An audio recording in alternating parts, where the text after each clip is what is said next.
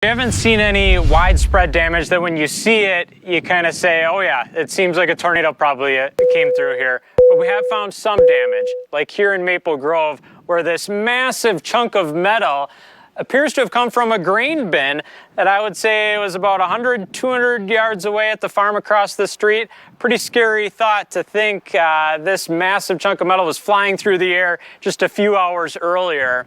Now, earlier in the evening for us, we were in the town of Lesser, which is also in Shawano County, and we found other damage there.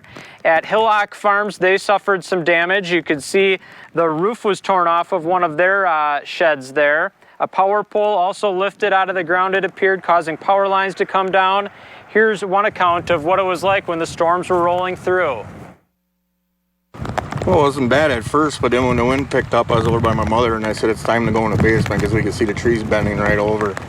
And so I spent the majority of the storm down there with her, and then the neighbor texted me, and he was here and said that my barn roof was on the road, so we started pulling it off of the road, and one of my wagons hit a power pole and snapped the power pole line off, and it moved the power pole in the ground a good 3-4 inches. So that was a pretty strong storm. We're on the west side of Green Bay right now. When we joined you at about 4:30 this morning, we were literally down the street. Okay, you can see that intersection down there. That is North Military Avenue and Dousman Street. We were showing you how those traffic lights were out. Well, they're still out. We made our way down Dousman Street, and we saw these orange cones, getting kind of a better picture now that the sun is coming up. Well, take a look. We may know the culprit of those traffic lights being out. You see that power line right there is down because of those branches that fell on top of it. Those powerful winds that rolled through the area yesterday took with it a lot of trees down, a lot of branches down, a lot of debris. Right now, where this area is at, you guys, we are at Murphy Park on Dousman Street in Green Bay. But if you notice, the cones are up because no one is going to be on that playground, I can only imagine, today because they'll have to clean up what was left behind. Look at the trees up top, just snapped. The branches, even the trees themselves down on the ground. The parking lot littered with debris. You can take a look at this span. Massive damage out here at this park in Green Bay.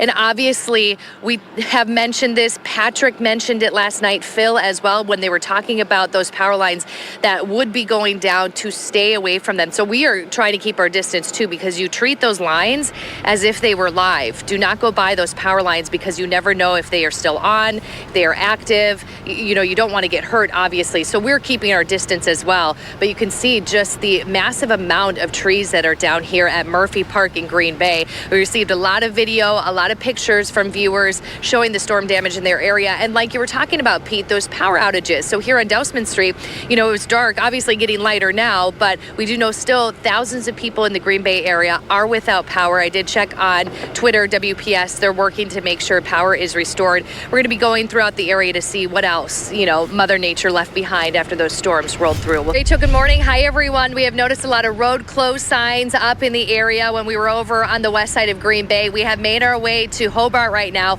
About 25 minutes ago, the president of the village of Hobart put out an alert to say avoid the area if you can. Don't travel if you don't have to. Well, right now we're with a village administrator of the village of Hobart, Aaron Kramer, this morning, because there is a lot of damage around, and that's why they're warning people, avoid the area, stay home if you can. Aaron, let's first take us back to last night when everything was rolling through Hobart.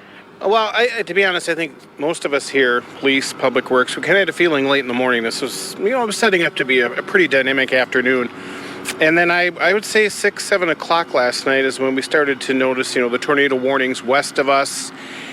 It was shortly after we got a notice that there was a touchdown in the Pulaski area, especially in the north side of Hobart.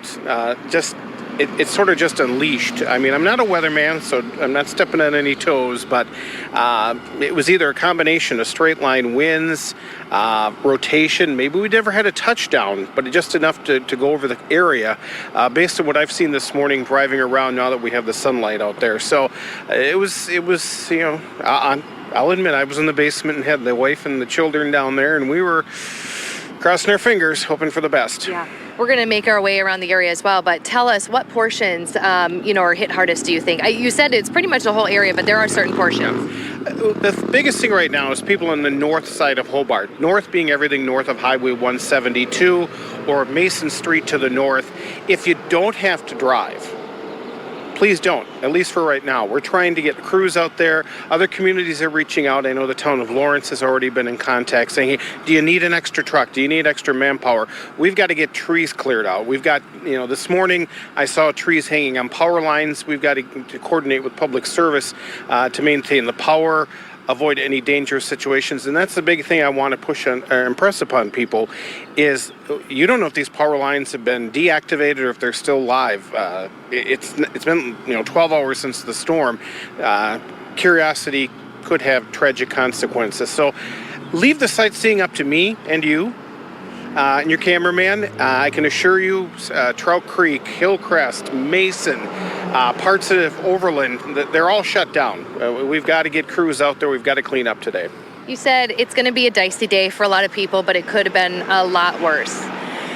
It could have been. I mean, I'm starting to see some of the photos from the Mauston, Toma area, some of the tornadic damage out there. I think it could have been a lot worse last night. And we've also got to treat this as a learning experience in our response. I think the biggest thing today is everybody that is a good neighbor, be a good neighbor. If you find something in your yard that doesn't belong to you, talk to your neighbors. If your neighbors have some cleanup, they got to get some trees and branches, extend a hand. We all got to chip in and get through this. And on the bright side, it should be cooler than it was yesterday.